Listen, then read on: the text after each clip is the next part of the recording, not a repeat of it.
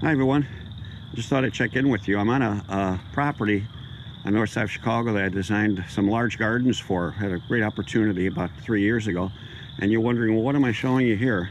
And this is a Hügelkultur, which we'll get more information on, and why we're doing Hügelkultur on this property. So I'd like to introduce you to, that's Annamaria standing over there. It's my wonderful wife.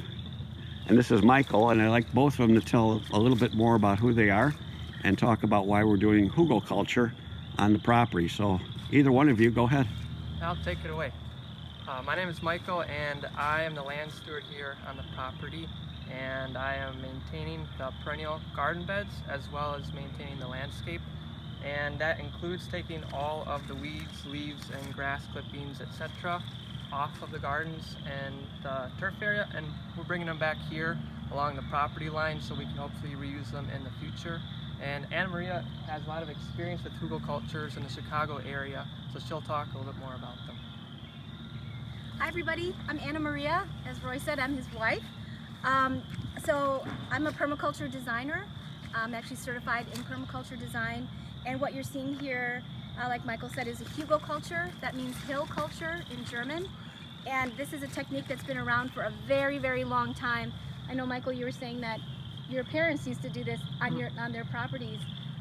Really, it's just a way to be able to do composting in place and being able to take whatever is on the property and then using it again instead of hauling it off, bringing it to a place that's going to compost, bringing it back.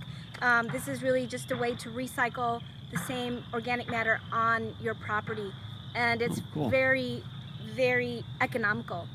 So one of the things, Michael, we were talking about this is you can see, I don't know, Roy, if you can see it, it's like a hill that comes down, and one of the ways that you can use this is to have it be on contour, meaning it's perpendicular to the slope of the hill so that it can capture the water. And we were saying that you're going to actually take this and bring it this way so that it is on contour with the slope. One of the other things that I would do is to actually dig a trench here, the swale, and then take the soil that's here and put it on top of the Hügelkultur. Okay. So that you have the berm, the swale, and then the berm, and that'll also help to sink, spread, to slow down the water that's coming, and then sink it and then spread it. Because look at all of the water that's here, right? You can actually begin to absorb it more, like where your feet are right now. You can capture that water and keep as much of it on the property. Yeah. And moving forward, is there a good width for Hügelkulturs? Is there a magic number, or can they be as skinny or as wide as possible? It depends on how much water comes in. I would say standard is anywhere from like 4 to 6 feet wide, and then the swale can be anywhere from 2 to 3, even 4 feet wide. But here it's not so much, so maybe I would keep it 2.5 to 3 feet wide, the swale. Okay. And then put all that here on top of the berm.